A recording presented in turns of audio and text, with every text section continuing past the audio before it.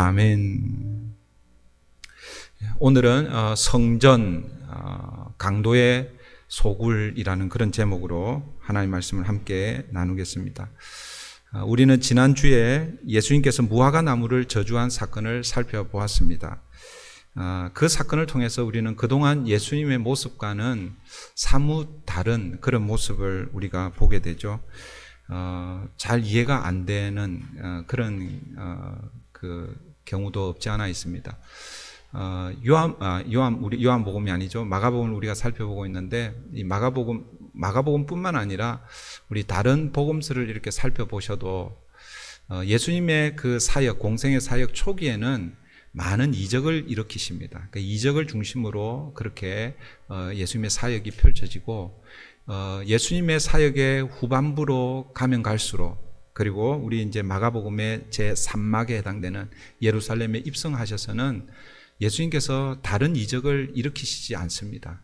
어떻게 보면 지난주 우리가 살펴보았던 무화과 나무를 저주하는 사건도 어떻게 보면 자연 이적 사건이거든요. 그런데 예수님께서 행하신 이적 혹은 치유 혹은 어떤 기적 사건들을 이렇게 보시면은 거의 대부분이 뭐예요? 고치고 치유하고 회복하는 사건인데, 이 마가복음에서 가장 마지막 일으키신 이 이적은 오히려 파괴하고 저주하고 그런 어떤 부정적인 그런 사건이라는 것을 우리가 보게 됩니다. 그런 차원에서 평소의 예수님의 모습과는 사뭇 다른, 어떻게 보면 좀 충격적이라고 할 수 있는 그런 사건이었습니다.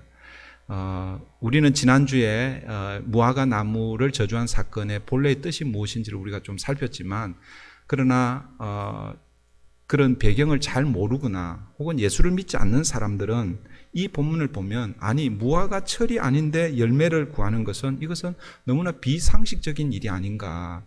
아니 예수님이 시장하시다고, 배고프시다고 무화과 나무 열매를 이렇게 찾았는데 열매가 없다고 무화과 나무를 저주하는 것, 이거는 이게 도저히 이성적으로 이해가 안 되는, 그래서 다소 충격적인 그런 사건으로 보여질 수 있습니다. 그런데 예수님께서 그렇게 하신 이유는 단순히 열매 없는 무화과 나무를 저주하기 위해 하신 그런 사건이 아니다라는 것을 우리가 지난주에 살펴보았습니다. 그것은 무화과 나무로 상징되는 이스라엘의 영적 상태와 그들을 심판하시는 예수님의 예언적 행동이라고 그렇게 말씀을 드렸습니다. 그 예언적 행동의 실체적 사건이 바로 오늘 본문입니다. 소위 성전 청결 혹은 성전 정화 사건인 것이죠. 오늘 본문은 예수님께서 제자들과 함께 성전에 들어가셨다라는 말씀으로 시작되고 있죠. 15절 보십시오. 그들이 예루살렘에 들어가니라 예수께서 성전에 들어가사. 예수님께서 성전에 들어가사라고 말씀하고 있는데, 이 성전, 그러니까 헬라어에는 이 성전을 가리키는 단어가 두 단어가 있어요. 우리말 성경에는 그냥 다 성전으로 다 번역이 되고 있습니다. 그래서 우리말 성경은 사실은 구분이 없어요. 그런데 헬라어에는요 분명한 구분이 있습니다. 두 단어로 이렇게 표현이 되는데, 하나는 히에론이라는 단어이고 또 다른 하나는 나오스라는 단어입니다. 이 히에론이라는 이 단어는 주로 언제 사용하냐면 성전 건물을 지칭할 때 사용됩니다. 그러니까 눈에 보이는 성전 건물과, 그리고 또 성전 건물에 부속되어 있는 것, 그리고 오늘 본문에 일어난 이 사건은 그 성전의 뜰에서 일어난 사건인데, 성전 뜰도 구분이 되어 있어요. 이방인의 뜰, 여인의 뜰, 또 이스라엘 남자들만 들어갈 수 있는 그 유대인의 뜰, 그리고 제사장들만 이렇게 들어갈 수 있는 제사장의 뜰, 이렇게 구분이 되어 있습니다. 그러니까 히에론이라는 것은 눈에 보이는 건물 전체를 일컬어서 말할 때 히에론이라는 그런 단어를 사용하고 있고, 나오스라는 단어를 쓸 때는 하나님의 임재를 상징하는 그런 의미의 성전을 가리킵니다. 그러니까 여러분, 우리가 지금 새벽에 출애굽기를 지금 묵상하고 있잖아요. 출애굽기 25장부터 31장까지 하나님께서 모세에게 내가 거할 처소, 성소를 만들라라고 말씀하셨습니다.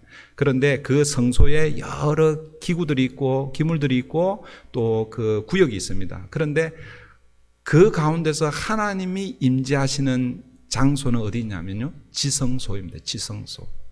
그러니까 나오스라는 단어가 사용될 때는 어떤 의미냐면 하나님이 임재하시는, 그러니까 지성소를 지칭할 때 사용되는 단어가 나오스라는 단어입니다.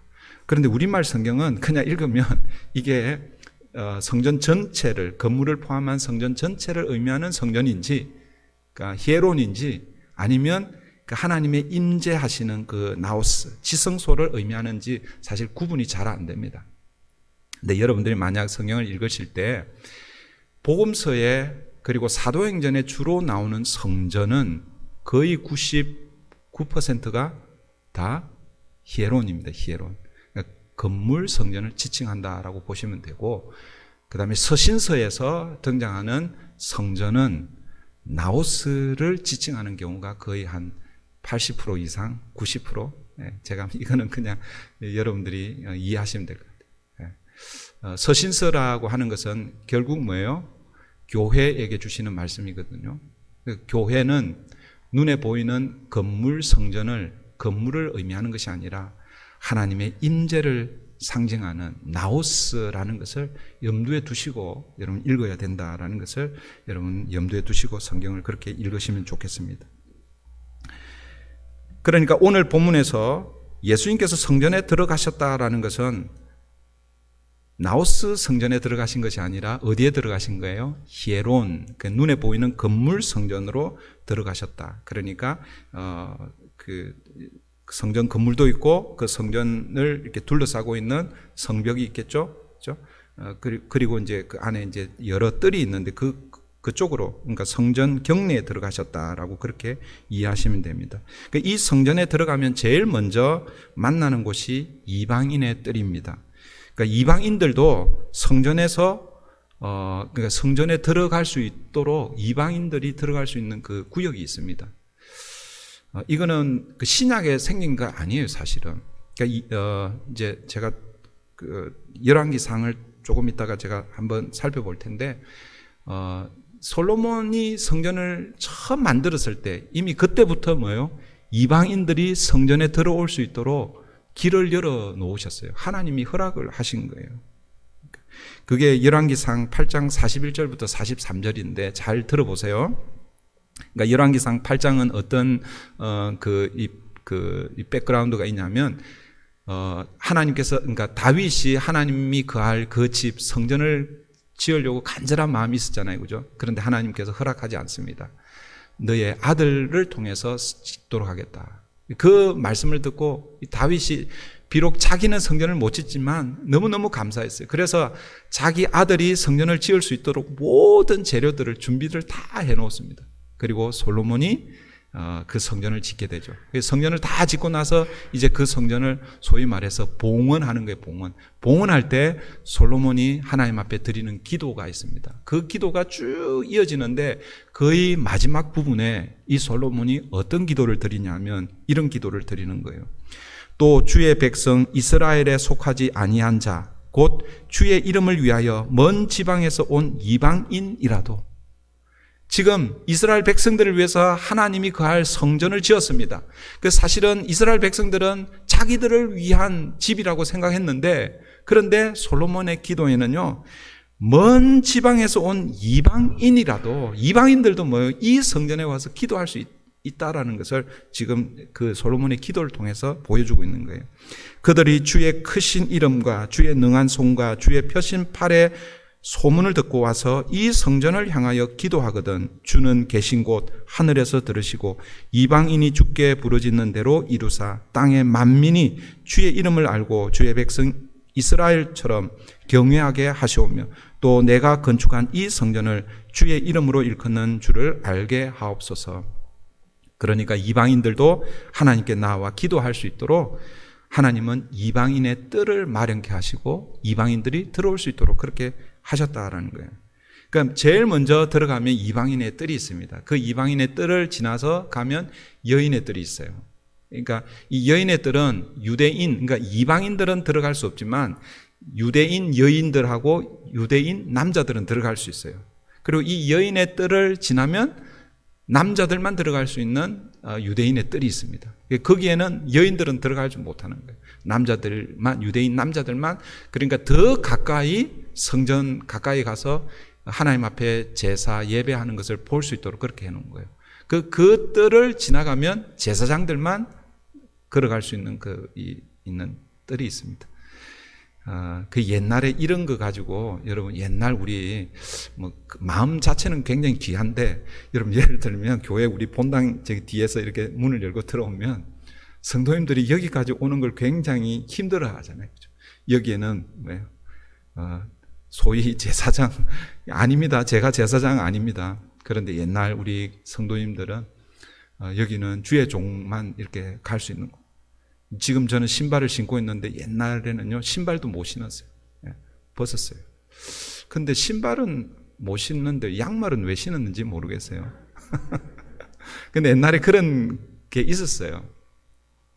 저는 그 마음은 굉장히 귀하다고 생각합니다. 구약 시대에는 그런 구분이 정확하게 있었죠.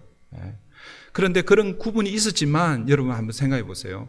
감히 이방인들도 이 성전에 들어와서 하나님께 기도할 수 있도록 신약 시대에 그 길이 열린 것이 아니라 처음 성전이 지어질 때부터 이미 뭐예요? 이방인들에게 열려 있었다라는 것입니다. 오늘 본문에서 예수님께서 이 성전을 청결케 하신 이 사건은 그 성전의 뜰에서 일어난 사건인데 그럼 이 사건이 어디에서 일어났을까? 여러분 제사장의 뜰에서 일어난 건 아닐 거예요. 그죠? 그러면 유대인의 뜰, 남자들만 들어갈 수 있는 혹은 여인의 뜰 어딜 것 같아요? 이방인의 뜰에서 일어난 사건이 오늘 본문의 사건입니다. 15절 16절 한번 보세요. 오늘 어떤 사건이 일어났는지 15절 16절 그들이 예루살렘에 들어가니라 예수께서 성전에 들어가사 성전 안에서 매매하는 자들을 내쫓으시며 돈 바꾸는 자들의 상과 비둘기 파는 자들의 의자를 둘러 엎으시며 아무나 물건을 가지고 성전 안으로 지나다님을 허락하지 아니하시고 예수님께서 성전으로 들어가셔서 성전 안에서 그러니까 여기서 이 성전은 그 성소 혹은 지성소 거기를 얘기하는 것이 아니라 이 성전의 뜰인데 그 중에서도 이방인의 뜰을 가리키는 거예요. 그러니까 이 이방인의 뜰에서 어떤 일이 일어났다라는 것입니까? 물건을 매매하고 돈을 바꾸고 뭐 그렇게 하는 마치 그러니까 이때가 이 시기가 언제였냐면 유월절 절기라는 거죠. 유월절 절기 제가 지난번에도 말씀드렸잖아요. 그냥 추정인데 그 당시 평소에는 예루살렘에 어떤 사람들은 한 2, 3천 명 정도 레지던스가 살았다고 그러기도 하고 또 많이 잡기로는 한 2만 명에서 5만 명 정도가 예루살렘에 살았다라고 그렇게 추정합니다. 그런데 이런 유월절 절기 사실은 이스라엘의 3대 절기 중에서 가장 큰 절기가 유월절 절기거든요. 그러니까 이 유월절 절기에는 이 팔레스타인 전역에 있는 성인들이 다 모일 뿐만 아니라 그리고 디아스포라 이방 지역에서 살고 있었던 경건한 유대인들이 다 모이는 거예요. 그 얼마나 모였는지 몰라요. 그런데 그 역사학자들이 유월절 절기에 양을 잡은 숫자를 대충 추산을 하는데 그게 보통 한 20만 마리에서 25만 마리 양만 잡은 게 가난한 사람들은 양을 못 바치는 사람들은 뭘 바치냐면 비둘기를 바치거든요. 그러니까 비둘기나 혹은 소 이런 건 다 제외하고 양만 추산해 보면 한 20만에서 한 25만 마리 이상이 도축됐다는 거예요. 그 숫자를 가지고 적어도 한 200만 명에서 250만 명이 유월절 절기에 보통 한 일주일이 유월절과 무교절 절기가 진행이 되는데 그 전부터 와서 있으니까 얼마나 많은 사람들이 모여 있겠어요. 그러니까 그런 사람들이 어디에서 이방인의 뜰에서 이런 일들이 일어나는 거예요. 완전히 시장통처럼 그렇게 변했겠죠. 그런 그 장소에서 예수님께서 매매하는 자들을 내쫓으시고 환전상들, 이 환전한다라는 것은 그러니까 유대인들은 우리 그 출애굽기를 살펴봤잖아요, 그죠? 20세 이상 성인 남자들은 1년에 한 번 성전세를 내야 됩니다.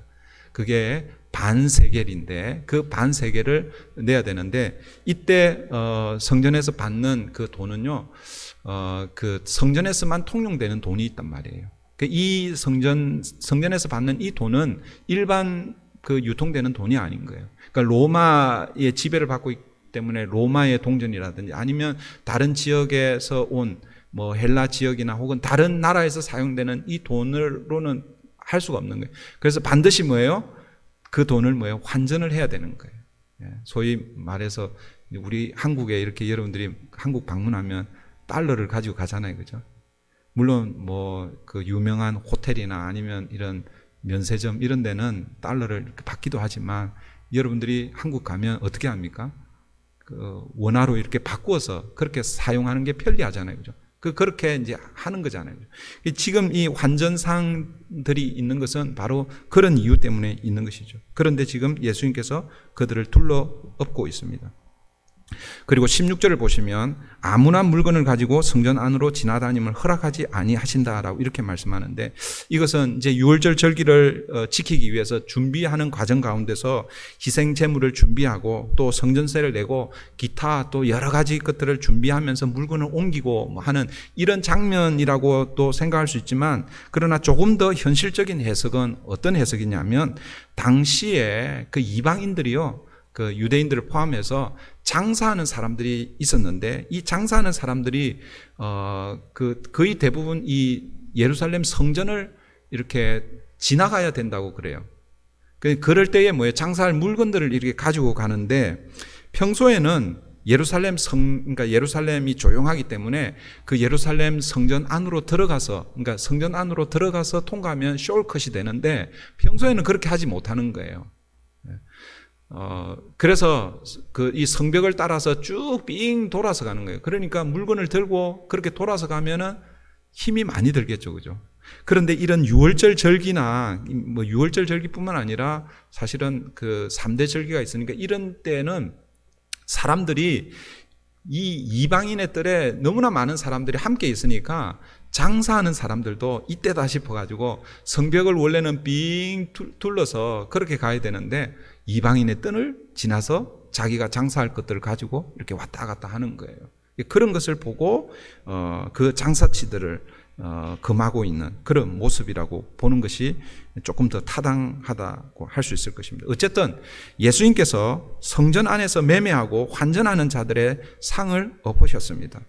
그런데 여러분, 사실 성전에서 이 소나 양, 염소 혹은 비둘기 이런 것을 사고 팔고 하는 것, 그리고 성전세를 내기 위해서 환전하는 것, 여러분 이것 자체가 잘못된 것은 아닙니다.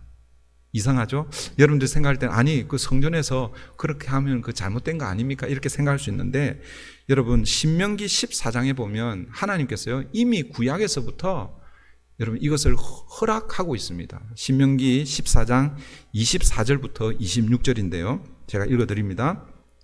그러나 내 하나님 여호와께서 자기의 이름을 두시려고 택하신 곳, 자기의 이름을 두시려고 택하신 곳이 어디냐면요, 성전이거든요. 성전.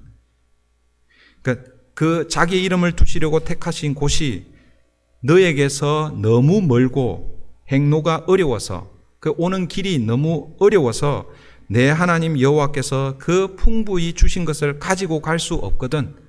무슨 말인지 이해가 되시나요? 이스라엘 백성들은 하나님 앞에 제사 예배 드릴 때는 반드시 뭐예요? 재물을 가지고 와야 된단 말이에요. 그 수준 차이에 의해서. 그러니까 예를 들어서 가난한 사람들은 비둘기만 가지고 와도 되지만 그 보통의 사람들은 양을 가져와야 되고, 조금 더 넉넉한 사람들은 뭐 염소를 가지고 오든지 아니면 소를 가지고 이렇게 와야 된단 말이에요. 그러니까 그것을 가지고 집에서부터 출발해서 와야 된단 말이에요. 그런데 여호와께 가는 그 길이 멀거나 험로가 어려워서 내 하나님 여호와께서 그 풍부히 주신 것을 가지고 갈 수 없거든. 그것을 돈으로 바꾸어 그 돈을 싸가지고 내 하나님 여호와께서 택하신 곳으로 가서 내 마음에 원하는 모든 것을 그 돈으로 사되. 여러분 이미 여러분 구약 이게 모세를 통해서 하나님께서 어떻게 보면 예배자들의 편리를 하나님께서 신약에서 말씀하신 것이 아니라 구약에서 이미 말씀하고 있는 거예요. 그러니까 예를 들면 예루살렘 가까이 사는 사람들은 그냥 자기 집에서 곱게 키운 그 재물을 가지고 이렇게 오면 뭐 아무 문제 없겠죠. 그런데 예를 들어서 갈릴리에서 사는 사람, 혹은 다른 이방 지역에 사는 사람, 그 집에서 1년 동안 열심히 정성 들여서 키웠단 말이에요. 그 집에서 출발할 때는 거룩하고 흠이 없습니다. 그런데 요즘처럼 이 교통수단이 발전돼 있지 않잖아요. 다 걸어서 와야 된단 말이에요. 그 걸어오는 가운데서 뭐예요? 그 희생제물이 상하거나 흠이 생길 수 있단 말이죠. 그러면 뭐예요? 제사에 드릴 제물로서 불합격이 되는 것이죠. 그래서 그런 것들을 방지하기 위해서 미리 하나님께서 이미 구약에서부터 허락을 해 주셨습니다. 여러분, 처음에는 이런 그 시스템이 별 문제가 없었겠죠. 그죠? 그리고 예수님 시대 불과 한 2, 3년 전까지만 하더라도 이방인의 뜰에서 이런 문제가 일어난 것이 아니라 감람산 기슭 혹은 예루살렘 성전에서 좀 떨어진 곳에서 이런 소위 말해서 희생 제물을 사고 환전을 하고 하는 것이 있었는데, 예수님 공생의 사역 시작하고 얼마 되지 않아서 그 상행위를 하는 그 사람들이 어디로 들어오느냐 하면 바로 성전 안으로 들어오는데 이방인의 뜰에 그 자리를 잡고 있는 것입니다. 지금 예수님은 그 자리를, 그 모습을 보시면서 지금 이 성전을 정화시키고 청결케 하는 그런 사건이라는 것이죠. 아까 말씀드렸지만 처음에는 별로 문제가 없었을 것입니다. 그런데 시간이 지나면서 그 사이에 이게 물건을 사고 팔고 할 때에 그 부정부패가 일어나는 것입니다. 이게 누구와 딱 결탁이 되냐면 종교 지도자들, 제사장 그룹과 결탁이 되는 거예요. 그래서 예를 들면 집에서 가까이에 사는 사람들도 집에서 아주 정성을 다해서 이렇게 키워서 왔는데 누가 판별을 합니까? 제사장이 불합격하면 아무리 흠이 없어 보여도 그것은 불합격인 거예요. 그건 갖고 갈 수가 없는 거예요. 어디 가서 사야 되는 거예요? 제사장이 허락해 놓은 거기에 가서 사야 되는 거예요. 그냥 제 값을 주고 사면 괜찮아요. 그런데 뭐예요? 폭리가 이루어지고 있는 거죠. 독과점 형태로 되어서. 성전세를 바칠 때도 반 세겔만 바치면 되는데, 그런데 그 세겔을 바꾸기 위해서 어떤 기록에는 10배 이상의 그 이윤을 남기고 그렇게 바꾸어줬다라고 그렇게 합니다. 그러니까 처음에는 선한 의도로 그것이 이루어졌는데 시간이 점점 흘러가면서 사람들의 이 탐욕을 채우는 그런 도구로 이 시스템이 전락해 버렸다라는 것입니다. 예수님께서 이들의 행위를 보시고 어떻게 책망하고 있습니까? 17절 보십시오. 17절. 이에 가르쳐 이르시되 기록된 바 내 집은 만민이 기도하는 집이라 칭함을 받으리라 하지 아니하였느냐. 너희는 강도의 소굴을 만들었도다 하시매. 하나님께 제사 드리는 것을 돕기 위해서 시작된 이 시스템이요, 결국은 뭐예요? 부패하여 성전이 강도의 소굴. 강도의 소굴이라는 것이 무엇입니까? 강도가 어떤 사람들입니까? 땀을 흘리지 않고 남의 것을 위협해서 빼앗는 자들이 강도 아닙니까? 그렇게 하는 그 모든 것들을 강도의 소굴로 그렇게 되어버렸다라고 말씀하고 있습니다. 그래서 예수님이 성전을 정화시키고 있는 것입니다. 많은 경우에 오늘 본문을 제가 지금도 성전을 정화 혹은 성전을 청결이라고 이렇게 불렀는데, 그런데 옛날에는 그렇게 불렀지만 요즘은요, 이 성전 정화, 이 청결 사건을 조금 다른 시각으로 보게 됩니다. 그게 지난주에 우리가 살펴보았던 그 본문 말씀, 그리고 또 다음 주에 살펴볼 그 본문 말씀, 마가가 기록하는 이 마가의 독특한 그 기법, 그 문학적인 기법 중에 하나가 샌드위치 기법이라고 그랬잖아요. 그죠? 그러니까 오늘 이 본문 사건은 앞에 있는 사건과 뒤에 있는 사건, 같은 사건 그 사이에 놓여 있으면서 이 본문을 강조하고 있는 사건이라는 것이죠. 그러니까 예수님께서 오늘 본문에서 성전에 매매하는 자들을 내쫓으시고 상을 뒤엎으신 그 행위들은 그냥 단순히 성전을 깨끗게 하고 청결하는 사건이 아니라 무화과 나무를 어떻게 하셨어요? 저주하셨습니다. 심판하셨습니다. 그리고 그 결과 이제 다음 주에 보게 되겠지만 20절에 보시면 예수님께서 저주하고 심판하신 그 무화과 나무가 뿌리채 말라 죽었다라고 말씀하고 있습니다. 그러니까 무화과 나무를 저주하고 심판하신 이 사건이 결국은 어떤 사건이냐면 이 예루살렘 성전을 청결하고 정화시키는 사건인데, 단순히 청결하고 정화시킨다는 그런 의미가 아니다라는 거예요. 여러분, 성전을 청소시키고 정화시키는 것은 뭐예요? 그 성전을 뭐예요? 다시 사용하시겠다는 그런 의도로 하시는 거잖아요. 그죠? 그런데 예수님은 지금 눈에 보이는 이 건물 성전을 다시 깨끗하게 청소하셔서 다시 사용하기 위해서 성전 정화 사건을 하고 있는 것이 아니다라는 그런 의미라는 것이죠. 그래서 마가복음, 이제 앞으로 우리가 보게 되겠지만 마가복음 13장 1절 2절을 보시면, 요한복음도 요한복음 2장에도 비슷한 말씀이 소개가 되고 있죠. 여러분, 마가복음 13장 1절 2절을 보시면 예수님께서 이렇게 말씀하고 있습니다. 예수께서 성전에서 나가실 때에 제자 중 하나가 이르되 선생님이여 보소서, 이 돌들이 어떠하며 이 건물들이 어떠하니까? 예수께서 이르시되 네가 이 큰 건물들을 보느냐? 돌 하나도 돌 위에 남지 않고 다 무너뜨려지리라 하시니라. 여러분, 예수님 당시 이 성전은요, 헤롯 성전이라고 그렇게 일컬어진 성전입니다. 시간이 없어서 제가 설명을 드릴까 말까 하다가 그래도 간단하게만 설명을 드릴게요. 여러분, 성경에는 성전이 전체 세 성전이 등장합니다. 첫 번째 성전이, 그러니까 성전 이전에 모세의 뭐예요? 성막이 등장하죠, 그죠? 근데 이 성막이 이제 발전해서 성전으로 이제 자리를 잡게 되는데, 첫 번째 성전이 솔로몬 성전입니다. 아버지의 뜻을 이어받아서 솔로몬이 아주 화려하게 그렇게 짓죠. 그런데 여러분, BC 586년 바벨론의 제3차 침공에 의해서 그 화려했던 이 솔로몬 성전이 다 무너져 버립니다. 그렇지만 하나님께서 뭐예요? 포로 70년 이후 포로로 돌아온 스룹바벨과 함께 했던 자들이 뭐예요? 성전을 재건하죠. 그래서 그 성전을 우리는 스룹바벨 성전이라고 이렇게 부릅니다. 그러니까 제1성전이 있고 제2성전이 있습니다. 제1성전은 솔로몬 성전이고 제2성전은 스룹바벨 성전입니다. 그런데 이 스룹바벨 이 성전이요, BC 63년 그때 여러분, 로마의 두 유명한 장군이 있잖아요, 그죠? 한 사람은 시저고 그다음에 한 사람은 폼페이우스 장군입니다. 그러니까 BC 63년경에 이 폼페이우스에 의해서 이 스룹바벨, 그러니까 이 스룹바벨 성전은 솔로몬 성전과 비교해 보면은 너무나 초라합니다. 그런데 그마저도 뭐예요? 이 폼페이우스 장군에 의해서 성전이 많이 해파가 됩니다. 그런데 이 무너져 내리는 이 성전을 누가 재건을 하냐면 헤롯이 하는 거예요.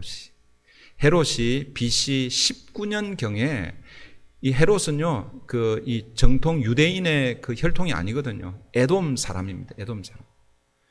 그러니까 뭐 유대 땅을 다스리려고 그러니까 유대인들의 환심을 사야 되잖아요, 그죠? 그래서 유대인들의 환심을 사기 위해서 이 스룹바벨 다 쓰러져가는 이 스룹바벨을 뭐요? 정보축해 주는. 그래서 예수님 당시에는 이 성전을 헤롯 성전이라고 이렇게 불렀습니다. 이 헤롯 대왕은 그 성전을 다 완성을 시키지 못하고 죽습니다. 한 20년, 20몇 년 정도 짓다가 죽고, 근데 이 헤롯이요, 건물광이었거든요. 성전을 굉장히 화려하게 아름답게 지었습니다. 그리고 예수님 당시, 요한복음 2장을 보시면, 예수님 당시에도 아직 성전이 완공되지 않았어요. 그래서, 요한복음에 보면 46년째 지금 짓고 있다라고 이렇게 얘기하는 거예요. 그러니까 BC 19년, 거의 20년부터 시작해서 예수님 시대까지, 예수님이 AD 30년 혹은 33년에 돌아가셨잖아요, 그죠? 그러니까 지금 그때가 거의 마지막 때인데, 그러니까 46년 동안 짓고 있었는데도 뭐요? 다 짓지 않은 거예요. 그런데 겉으로는 거의 다 완성이 된 거예요. 그리고 성전 건물에 다 금으로 이렇게 입혀 놓은 거예요. 그래서 멀리서 보면 성전이 어떻게 보이겠어요? 햇빛에 비추어지면요, 반짝반짝 보여요. 화려하게 보이는 거예요. 그러니까 그런 성전을 보면서 오늘 예수님의 제자 중에 하나가 이렇게 묻는 거예요. 예수님, 저 성전 한번 보십시오. 얼마나 화려하고 아름답습니까? 그런데 그 성전을 향해서 예수님께서 뭐라고 예언하십니까? 돌 하나도 돌 위에 남지 않고 다 무너뜨려 버리겠다. 그렇게 말씀하십니다. 그리고 이 헤롯 성전이요, AD 63년경에 완공이 됩니다.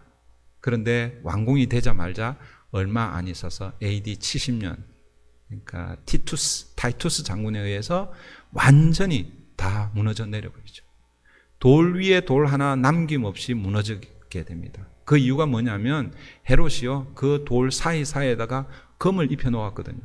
그 사람들이 그 금 때문에 성벽까지 다 뜯어가지고 그렇게 무너져 버렸어요. 지금도 그 자리에 뭐가 있어요? 이슬람 황금돔이 세워져 있죠. 그러니까 유대인들은 성경에는 세 성전이 등장합니다. 솔로몬 성전, 스룹바벨 성전, 헤롯 성전. 그러면 첫 번째, 두 번째, 세 번째 성전이잖아요. 그죠? 그런데 유대인들은 첫 번째, 두 번째 성전만 인정을 하고 헤롯 성전 인정을 안 해요. 그래서 유대인들은 지금도 몇 번째 성전을 기다리고 있습니까? 제3성전을 기다리고 있는 거예요. 그런데 그 제3성전이 여러분 눈에 보이는 건물 성전으로 여러분 오게 될까요? 아닙니다. 왜 그렇습니까? 예수님께서 뭐라고 말씀하셨어요? 저 성전을 헐라 내가 3일 만에 새로운 성전을 짓겠다. 여러분 이미 제3성전은 와 있는 거예요. 누구를 통해서? 예수 그리스도를 통해서. 예수 그리스도를 통해서 새로운 성전, 그러니까 저 성전을 헐라고 했을 때에 그 성전은 이제는 더 이상 히에론, 건물 성전의 시대는 끝이 났다라는 것입니다. 이제 내가 새로운 성전, 나우스의 성전을 짓겠다라고 말씀하시는 것이죠. 사랑하는 성도 여러분, 그러면 왜 예수님께서 예루살렘 성전을 이렇게 심판하고 있습니까? 겉으로 보기에는 아무 문제 없어 보이지 않습니까? 절기 때만 되면 여러분 흩어져 있던 경건한 유대인들이 그 예루살렘 성전으로 모여서 하나님 앞에 제사를 드리고 예배를 드리고 수많은 사람들이 희생 제물을 가지고 하나님 앞에 나옵니다.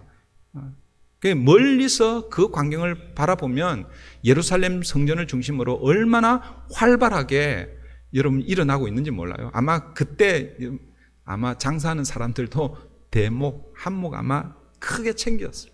그때가 뭐예요? 가장 화랑의 시대라고 이렇게 생각했을 것입니다. 그런데 지난주 우리 본문처럼 멀리서 바라보니까 잎사귀는 무성했습니다. 화려하게 보입니다. 그런데 가까이 가서 보니까 열매가 있어요, 없어요? 열매가 없는 거예요. 오늘 예루살렘 이 절기를 기점으로 예루살렘 성전에 모여서 하나님 앞에 예배하고 제사하고 수많은 사람들이 오고 다니며 화려하게 보이는데, 그런데 예수님께서 정작 그 안에 들어가서 보니까 열매는 없는 것입니다. 성전의 본래의 목적을 상실했기 때문에 그런 것이죠. 그러면 성전의 본래의 목적이 무엇입니까? 17절을 보십시오. 17절. 기록된 바 내 집은 만민이 기도하는 집이라 칭함을 받으리라고 하지 아니하였느냐. 내 집은 이라고 이렇게 표현하고 있죠. 내 집이라는 것은 무엇을 가리키는 거예요? 성전을 가리키는 것이죠. 성전을 가리켜서 내 집이라고 이렇게 표현하고 있습니다. 그러니까 결국 뭐예요? 성전은 누구의 집인 거예요? 하나님의 집입니다. 하나님의 집. 그런데 지금 뭐예요? 종교 지도자들과 그리고 그와 결탁되어 있는 사람들이 지금 무엇으로 바꾸고 있는 거예요? 장사 수단으로 바꾸고 있다라는 것이죠. 성전은 하나님이 임재하시고 하나님이 주인 되시는 곳이 성전입니다. 그리고 그 성전의 목적은 만민이 기도하는 집이라고 그렇게 말씀하고 있습니다. 여러분 다시요. 성전은 만민이 기도하는 집입니다. 여러분 성전은 그 당시 유대인들 이 이스라엘 백성들은요. 성전을 가리켜서 자기들만을 위한 집이라고 그렇게 생각했습니다. 그런데 예수님이 말씀하신 것이 아니라 이미 구약 솔로몬 성전이 지어질 때부터 이방인들도 와서 하나님의 영광을 경험할 수 있도록 허락된 곳이 성전이었습니다. 그리고 이사야 선지자는 그것을 잘 알고 있었기 때문에 내 집은 만민이 기도하는 집이다라고 그렇게 말씀했고, 그 말씀을 지금 예수님께서 오늘 본문에서 인용하고 있는 것입니다. 여러분 이것이 뭐예요? 성전의 본래의 목적이고 역할인 것이죠. 성전은 하나님의 집이고 성전은 만민이 기도하는 집입니다. 이 기도하는 이 부분은 다음 주 본문과 이어서 다시 한번 말씀을 좀 나누려고 합니다. 그런데 이 만민이 기도하는 이 집이 지금 어떻게 변질되고 있습니까? 다시 17절 마지막 부분을 보십시오. 너희는 하나님의 집, 만민이 기도하는 그 집을 강도의 소굴을 만들었도다. 이 말씀은 예레미야 7장 11절 말씀의 인용입니다. 여러분, 예레미야 선지자가 하나님의 성전을 일컬어서 너희들이 지금 도둑의 소굴, 강도의 소굴을 만들고 있다라고 이렇게 말씀하고 있는 거예요. 왜 이 예레미야 선지자가 하나님의 성전을 도둑의 소굴, 강도의 소굴이라고 이렇게 말하는가? 그 내용이요, 1절부터 10절에 소개되고 있는 거예요. 시간이 없어서 제가 지금 설명드리지 않겠습니다. 여러분들 예레미야 7장 1절부터 10절을 찬찬히 읽어보세요. 이스라엘 백성들이 하나님의 성전을 강도의 소굴로 만들고 있는 거예요. 그래서 예레미야가 결론적으로 너희는 하나님의 성전을 강도의 소굴로 만들었다. 그 1절부터 10절을 간단하게만 요약하면 이런 것입니다. 이스라엘 백성들이요, 자신들의 일상의 삶에서는 하나님과 동행하지 않습니다. 하나님을 생각하지 않습니다. 오히려 뭐예요? 이웃을 향해서 고아와 가부들, 나그네들, 이렇게 연약한 자들, 그들을 향해서 악행을 행합니다. 그러니까 평소에는 하나님과 동행하지 않다가 절기가 되면 유월절 절기나 또 맥주절이나 또 뭐 수장절 뭐 이런 여러 가지, 그곳은 3대 절기고 그 외에도 여러 절기들이 있고 또 뭐요, 매 일주일마다 한 번씩 돌아오는 그 안식일, 이 절기 때마다 평소에는 하나님과 동행하지 않고 오히려 뭐야, 사람들에게 악행을 행하는 그런 자들이 하나님 앞에 절기 때에 제사를 위해서 예배를 드리러 나오면서 뭐라고 하냐면 하나님께 복을 구하고 있는 거예요. 하나님, 제가 하나님 만나러 왔습니다. 하나님께 제사 드립니다. 예배 드립니다. 하나님, 나를 축복해 주십시오. 자신의 욕구와 필요를 채우기 위해서 하나님의 성전을 이용하고 있다라는 것입니다. 마치 뭐예요? 강도와 같은 그런 모습이라는 것이죠. 그래서 뭐예요? 예레미야 선지자가 너희는 도적의 소굴로 만들고 있다라고 그렇게 말씀하시고, 오늘 본문에서 예수님께서 이 예레미야 선지자 이 말씀을 인용하여 너희도 동일하게 하나님의 성전을 강도의 소굴로 만들고 있다라고 그렇게 말씀하고 있는 것입니다. 오늘 본문에서 예수님께서 성전을 심판하시는 이 사건은 사실 유대인들에게는요, 매우 충격적인 사건입니다. 왜냐하면 유대인들의 관념에는 어떤 생각이 있냐면, 유대인들이 누구를 기다렸다고 했습니까? 메시아를 기다렸다고 했잖아요. 메시아가 오시면 누구를 회복하는 거예요? 자기들을 회복시켜 주시는 거예요. 자기들의 나라, 이스라엘 나라를 회복시키는 것을 기다리고 있었습니다. 그런데 이스라엘을 회복하실 때 어떻게 회복하시냐 하면 이방을 심판하시면서 회복하신다라는 것이죠. 그 이방을 심판하실 때의 그 상징적인 의미가 뭐냐면 이방이 섬기는 신전을 심판하시는 거예요. 그런데 예수님께서 지금 메시아로 오셨습니다. 그러면 예수님께서 메시아로, 하나님이 보내시는 메시아로 오셨으면 어떻게 해야 되는 거예요? 이스라엘을 회복할 뿐만 아니라 누구를 심판해야 되는 거예요? 이방의 신전들을 심판해야 되는 것이죠. 그런데 예수님께서 오셔서 그것도 예루살렘에 마지막 올라가셔서 이방 신전을 심판하시는 것이 아니라 무엇을 심판하고 계십니까? 유대인의 삶의 중심, 어떻게 보면 유대인의 모든 것이라고 할 수 있는 예루살렘 성전, 아니 이방 신전을 심판하시는 것이 이 유대인들이 생각할 때는 메시아의 해야 할 역할이라고 생각했는데, 그런데 예수님이 오히려 자신들의 삶의 중심인 성전을 심판하고 있는 것입니다. 그러니까 유대인들에게는 이것이 얼마나 큰 충격적인 사건인지 모릅니다. 특별히 종교 지도자들에게는요, 이스라엘의 이 근간을 흔드는, 그러니까 예루살렘 성전이 무너지면 그들의 이 삶 자체가 무너진단 말이에요. 그것뿐만 아니라 이 성전과 지금 이렇게 이 성전에서 매매하는 이런 사람들과 결탁이 되어서 뭘 가지고 있는 거예요? 엄청난 그 이 부의 이 통로를, 기득권을 딱 쥐고 있는데, 지금 예수님께서 그 장사하는 것을 못하게 하면 그게 뭐예요? 허물어지잖아요. 그래서 이들이 어떻게 반응하고 있습니까? 18절입니다. 18절. 대제사장들과 서기관들이 듣고 예수를 어떻게 죽일까 하고 끼하니 이는 무리가 다 그의 교훈을 놀랍게 여김으로 그를 두려워함이더라. 대제사장들과 서기관들이요 예수께서 하시는 이 행위를 보시고 어떻게 죽일까 의논하고 있습니다. 사실은 예수님을 죽이려고 작정 언제 했습니까? 언제 했냐면 갈릴리 때부터 했어요. 갈릴리. 마가복음 3장에 가보면 예수님께서 안식일에 누구를 고치셨습니까? 한편 손 마른 자. 그 사람을 뭐예요? 고쳐주셨어요. 그런데 하필이면 그날이 언제입니까? 안식일인 거예요. 안식일. 그 안식일에 일하면 안 되는데 의로 행위를 하면 안 되는데 예수님께서 뭐예요? 그 고통받는 그 자를 고쳐주시는 그걸 보고 이 바리새인들이요 헤롯과 결탁하여서 예수님을 죽이기로 작정합니다. 그때부터 예수님을 죽이기로 마음에 품고 있습니다. 그래서 이제 예수님을 계속해서 주시하고 있었겠죠. 그런데 결정적으로 이제 예수님을 죽이기로 완전히 이제 마음을 먹은 것은 바로 어쩌면 오늘 이 본문 사건이죠. 그러면서 이제 이미 예수님 죽이기로는 작정했고 그러면 어떻게 죽일까? 그때부터 이제 며칠 남지 않은 그 사이에 이들이 이제 음모를 꾸미게 되는 것이죠. 사랑하는 성도 여러분, 이 예수님의 성전 청결 이 사건은요 그 어떤 메시지보다 강력한 메시지입니다. 말보다도 어제가 아니죠. 지난주에 말씀드렸잖아요. 그죠? 말보다도 더 강한 메시지를 전하기 위해서는 상징적인 어떤 그 행동을 한다고 그랬잖아요. 예언적인 어떤 행동을 한다 그렇게 말씀을 드렸습니다. 그러면 여러분 지금 예수님께서 말로 가르치기보다는 실제 행동을 통해서 말씀하시는 이 말씀 앞에서 어떻게 반응해야 하는가? 여러분 말씀이 선포되면요 우리는 언제나 두 가지 반응이 있습니다. 어떤 반응이 있냐면 그 말씀을 받아들이든지 아니면 그 말씀을 거절하든지 그렇게 하는 것이죠.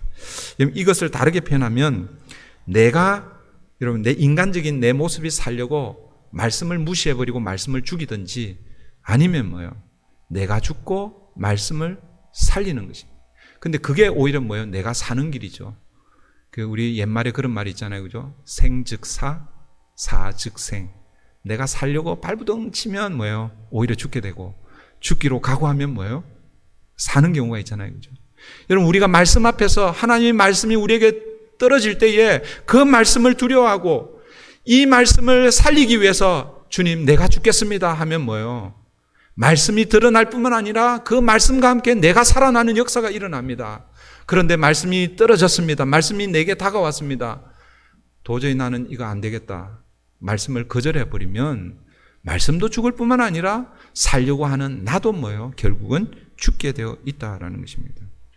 그러니까 오늘 저와 여러분이 말씀 앞에서 어떤 태도를 취해야 되겠습니까? 말씀이 떨어지면 그 말씀이 때로는 나를 좋게 하는 말씀일 수도 있고 또 어떤 경우에는 굉장히 불편하게 하는 어렵게 하는 그런 말씀일 수 있죠. 그런데 겸손히 그것이 하나님의 말씀으로 받아들여야 하는 것이죠.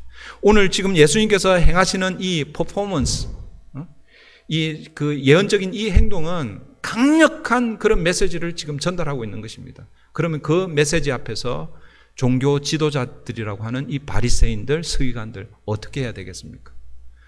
우리가 지금까지 지금 하나님을 예배하는 이 모습들이 지금 잘못되었구나. 어떻게 해야 되는 거예요? 회개의 자리로 나아가야지.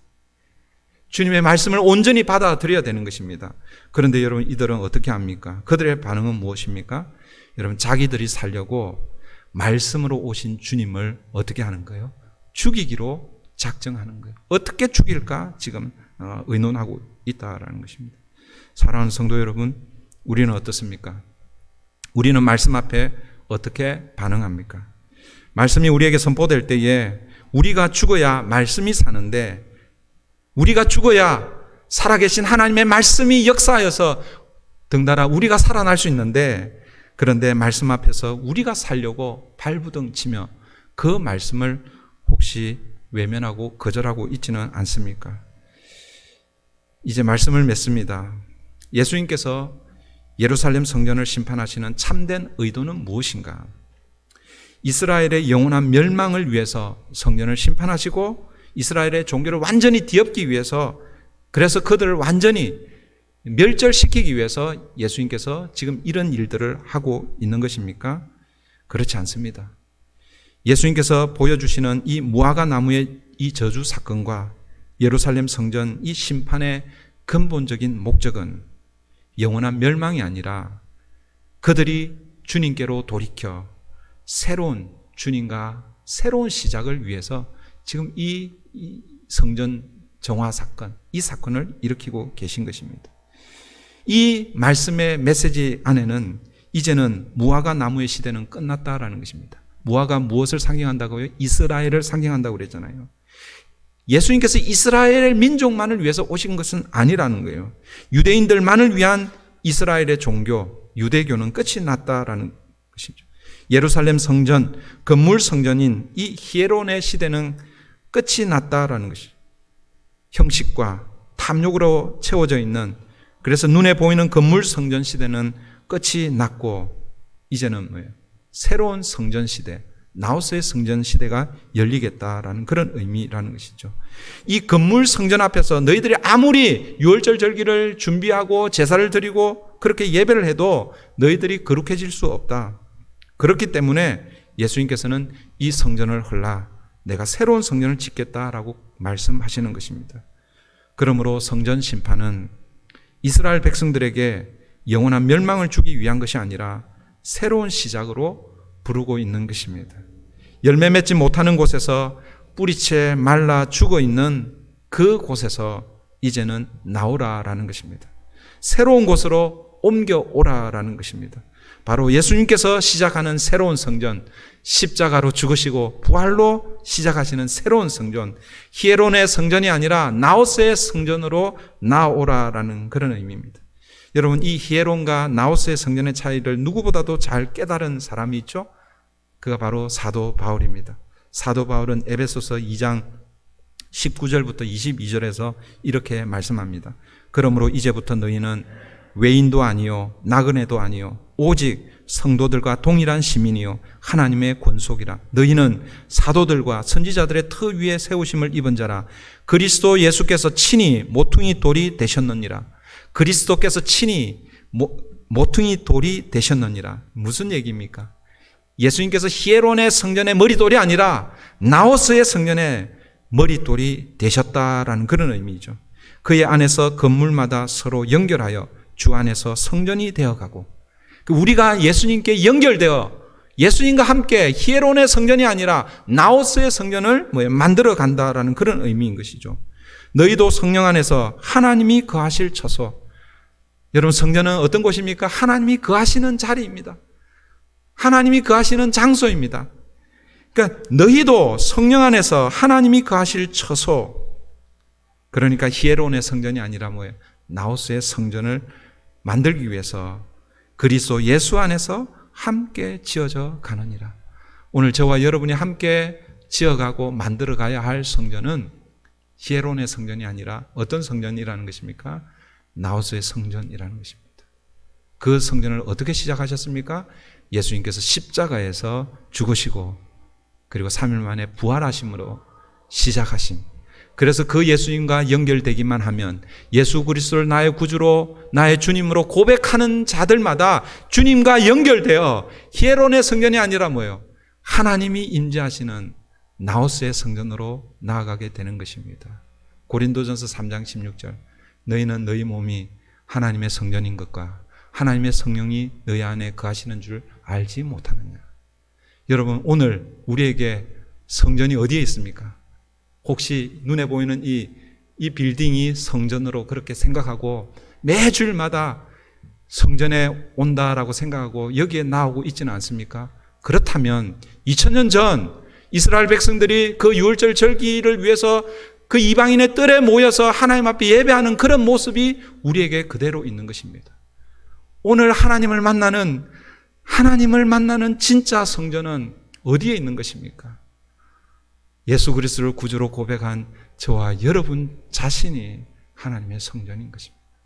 주님과 연결되어 있는 저와 여러분이 하나님의 성전인 것입니다. 그래서 고린도전서 3장 16절은 우리가 하나님의 성전인 것을 딱 정의 내리고 나서 사도 바울이 경고합니다. 하나님의 성전을 더럽히면 하나님이 가만두지 않겠다라고 말씀합니다. 여러분, 그 말은 이 건물 성전을 더럽히면 가만두지 않겠다는 그런 말씀이 아니죠. 하나님이 영으로 거하시는 저와 여러분, 그리고 공동체로 모이는 우리의 모임 안에 하나님이 거하시겠다라는 것이죠. 이 공동체를 깨뜨리는 어떤 세력도 가만두지 않겠다라는 것입니다. 그러니까 개인적으로도 저와 여러분이 하나님의 이 영을 품고 있는 몸의 성전으로 사실은 날마다 주님과 동행할 뿐만 아니라 여러분 목장으로 모일 때마다, 우리 그룹으로 모일 때마다, 성가대로 모일 때마다, 당회로 모일 때마다, 우리 EM이나 교육부서나 우리 교회가 주님의 이름으로 모일 때마다 그 공동체를 하나님의 성령이 임재하는 성전인 나우스인 것을 기억하고 그 성전을 함께 세워가야 하는 줄 믿습니다. 저와 여러분이 그 성전을 함께 만들어 가십시다. 히에론의 성전이 아니라 나우스의 성전. 어디서부터 시작되는 것입니까? 주님의 십자가로부터 시작되는 것입니다. 그래서 오늘 저와 여러분이 붙들어야 할 것이 무엇입니까? 주님의 십자가인 줄 믿습니다. 기도하겠습니다. 이 시간 우리 함께 말씀을 기억하면서 2000년 전 주님께서 그 이방인의 뜰에서 일어나고 있는 그 모습을 바라보며 너희는 하나님의 성전을 강도의 소굴로 만들고 있구나. 너희들의 욕심의 탐욕을 채우기 위해서 하나님의 성전을 이용하고 있구나. 그렇게 책망했던 그 주님의 책망이 오늘 저와 여러분을 그 책망을 비추어서 우리를 돌아보기를 원합니다. 혹시 우리는 하나님의 영이 거하는 우리의 성전을 우리의 욕심을 채우는 데 사용하고 있지는 않은지, 하나님 만약 그렇다면 하나님 우리를 긍휼히 여겨 주시옵소서. 이 시간 우리 함께 하나님께서 허락하신 이 귀한 성전, 나우스의 성전, 하나님의 임재의 상징인 이 성전을 혹시 더럽혔다면 하나님 우리를 용서해 주시고 하나님께서 허락하신 이 성전을 함께 아름답게 지어갈 수 있게 해 주시옵소서. 이제 눈에 보이는 이 화려하게 보이는 이 히에론의 성전이 아니라 하나님의 임재를 경험하는 나우스의 성전을 함께 만들어가게 해 주시옵소서. 우리 목장이 나우스의 성전이 되게 해 주시옵소서. 우리 가정이 나우스의 성전이 되게 해 주시옵소서. 우리 브릿지 교회가 나우스의 성전이 되게 해 주시옵소서. 이 시간 우리 함께 기도하겠습니다.